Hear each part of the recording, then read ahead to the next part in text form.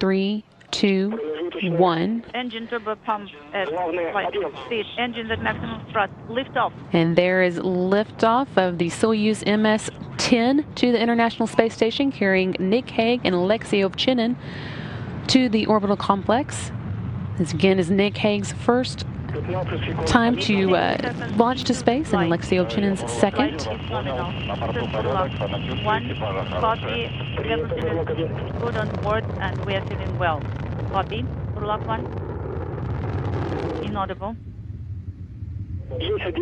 And we have the escape tower for the Soyuz now jettisoned. 11:42:17 failure. 11:42:17 is the time of the failure. F1 on SP is illuminated. Copy.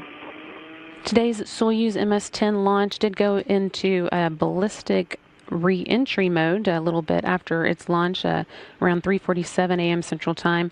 That means the crew will not be going to the International Space Station today. Instead, there will be taking a sharp landing, coming back to Earth.